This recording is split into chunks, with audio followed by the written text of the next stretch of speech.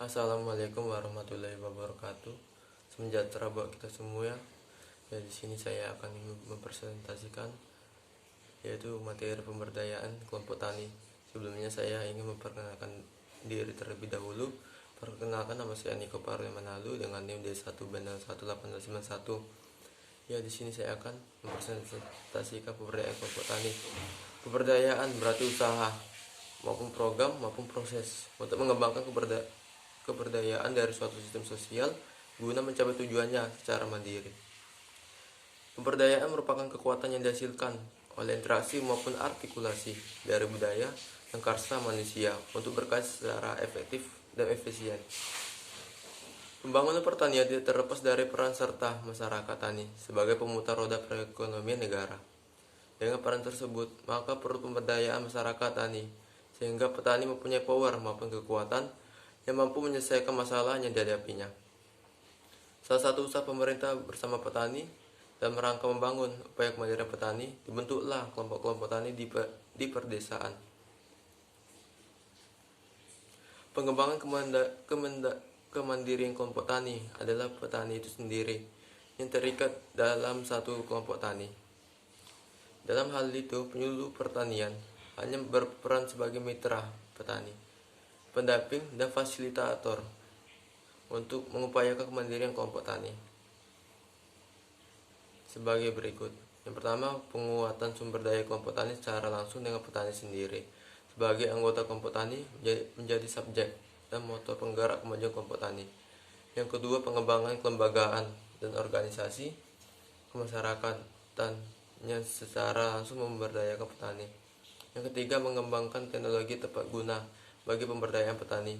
Yang keempat, menciptakan iklim kondusif yang memungkinkan kelompok tani. Yang kelima, mengembangkan pola kerjasama antara kelompok tani dengan kelompok tani lainnya dan antara kelompok tani dengan pihak lain.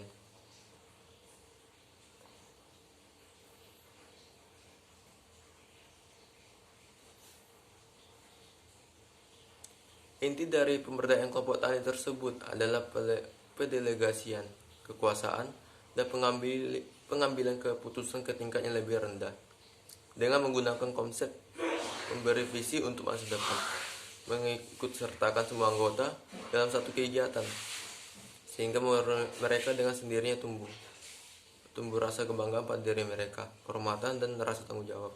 Pemberdayaan kelompok tani juga dapat diartikan sebagai proses berencana guna meningkatkan skala utilitas dari objek yang diberdayakan.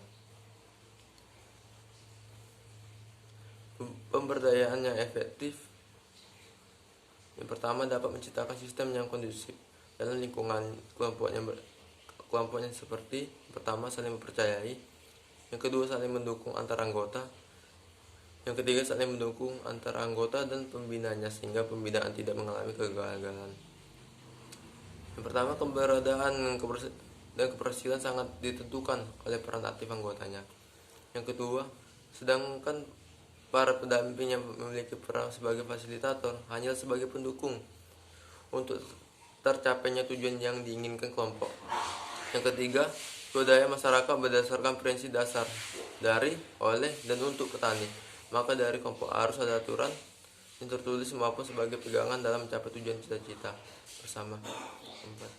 Secara umum, pemberdayaan diartikan sebagai upaya yang dilakukan oleh petani maupun kelompok tani dalam peningkatan dan penguasaan serta pemanfaatan sumber daya dari dalam maupun dari luar untuk mencapai tujuan.